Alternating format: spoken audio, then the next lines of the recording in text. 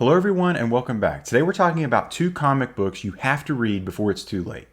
So you may be wondering, why the heck is Glenn from the Comic Book Palace on the thumbnail? His words from one of his recent and most famous rants talk about what he wants out of modern comic books, what he wants out of the stories, and what he wants from the writers. He wants them to write them right. These two books from this author are definitely written right, but it's made me think about what Glenn said in that rant. So before I start talking about these books, I'm going to show that clip of Glenn going on that awesome rant again, just so you kind of have some context of what I'm going to talk about. He used to be a brilliant writer and a worker, but now he's just a lazy chump. So they get the hood going. He's a main part of the Marvel universe, main part of the villains. That storyline ends. He just kind of disappears, loses parts. Then he goes after the Infinity Gauntlet gems, gets a couple gems. He's just an idiotic clown. And then he disappears, and he shows up once in a while. So I'm hoping they do him well in this book. I'm hoping they do him well. Very, very good book. Now they just make idiotic characters most of the time. They finally got somebody good, and then they stop using them. I don't know why.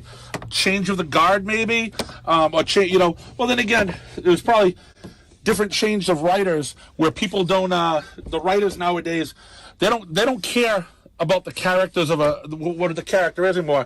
Most of these new writers don't have the love of comics like these older writers had, and all they care about is, how can I put myself in the book? No, we don't care what you would do if you were Iron Man. We don't care who you are. You're writing Tony Stark. You're not writing yourself in a book. If that's the case, write your own comic with you in it. No one will read it because nobody cares. People grew up, are growing up loving Peter Parker, loving Miles Morales, loving all these Captain America. We don't need you to put your input in it. Just write Steve Rogers. Don't write Steve Rogers. What would Steve Rogers be if I was Steve Rogers? That's not how it works. But that's again how most of these new people write nowadays. That's why most of the stuff is shit. Because we don't care what you would do, because we don't care about your life whatsoever. Just write a book, get paid for what you do, get paid for what you're supposed to be doing, and make it a good story. We don't care. We don't need your opinion.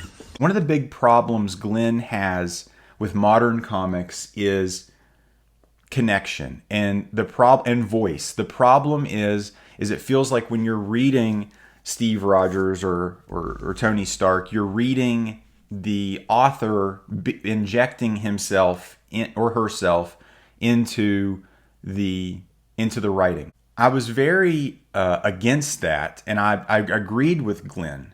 But after reading these two books, I'm doing a double take here. Okay, so the two books that I'm going to be talking about today are by the same author, Tom King, The Vision and Mr. Miracle, a Marvel and a DC book. Two of the best comic books, two of the best graphic novels I have ever read. These are both 12-issue series, and they are in these nice, tidy little trade paperbacks. And well, this one's a hardcover.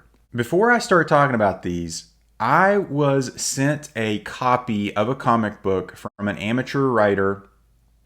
It was a startup comic, and he sent it to me for me to review.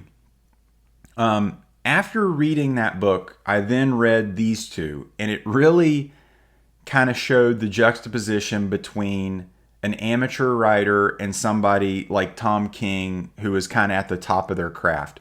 I'm going to show you guys my review of this amateur book, and it's not nice. I mean, it's not a good review. So this is my review of the book. The book was very well made as far as the paper and stock. The art was pretty good, just wish it had color. As far as the story and writing, I'm going to be very honest here. You have no character development whatsoever. I felt nothing for any of the characters in the story. You were trying to write too many storylines at one time, jumping from one to another. The pace of the book is also off. It is entirely way too fast. The dialogue for the characters is not believable.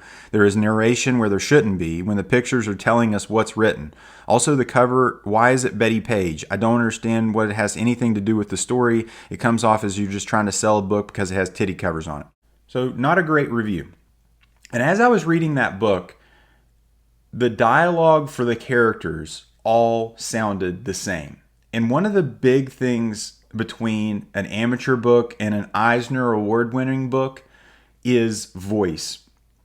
So when I'm reading Mr. Miracle, you can hear Scott Free. You can hear Big Barda. You can hear these characters. Like, they don't all sound like the same person is writing them. And another thing is connection. These characters feel connected. They feel connected to a world. They feel connected to something bigger. Now, obviously, you're dealing with Marvel and DC characters that have like history, like 50, 60 years of history. So you have a little bit more connection to use there. But to make a good character and a good story connected in such a way, that is a crucial part of writing a story. Mr. Miracle and the Vision are obviously Tom King's story, and how he's felt and his path put into a superhero. If you don't know, Tom King he's a family man. He has a wife. He has multiple children, and he was also like he worked outside of DC. He also was like in the CIA. He went into the Middle East, and that's kind of important to know going into this, and it kind of gives context to the art because you can feel his connection with his family, his interactions with his family in both of these stories. If you don't know, James Gunn has chosen Tom King to be a part or write for the new DC movies coming up, and I really kind of had an understanding of what makes James Gunn's movies so good, specifically Guardians of the Galaxy. It's family. It's the idea of the family. It's the connection you feel with these characters and their connections with each other. It's what made it so wholesome. It made it so relatable. It made it so good and enjoyable. It's more than just a superhero story, which how the DC movies have failed in the past. It's not enough just to have Batman and Superman smashing up against each other. Talking about deconstructing and the negatives of superheroes, Alan Moore does that better than anybody. Alan Moore doesn't like superheroes. He often, most of his stories are the deconstruction of the hero, the failures of the hero, and why it doesn't hold for an adult reader, as opposed to a Grant Morrison where it's passion, it's the construction of the hero, it's the love of superheroes and all they stand for. These two comics do both of those things, which makes for very, very good stories where you're not just reading another Batman book of him slapping the next villain up, Clown Hunter or Punchline or whoever they make next week. This is something, you're reading something of value, you're reading something important, something good. And starting off specifically with Mr. Miracle, a character from Jack Kirby's Fourth World, incredible history, possibly some of the best parts of the DC comic book universe. You have Scott Free, a man who is, he feels like an imposter syndrome. He feels like he is in the shoes of somebody else that he can never live up to. He's also has this feeling of existential dread, this feeling of death creeping over his shoulder, specifically in the form of Darkseid.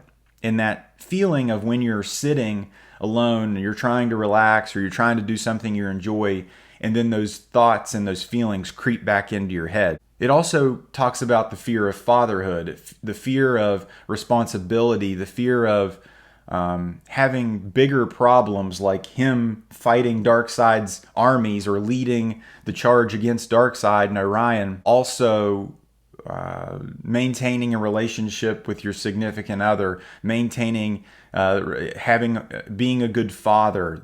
All of these themes come to be here.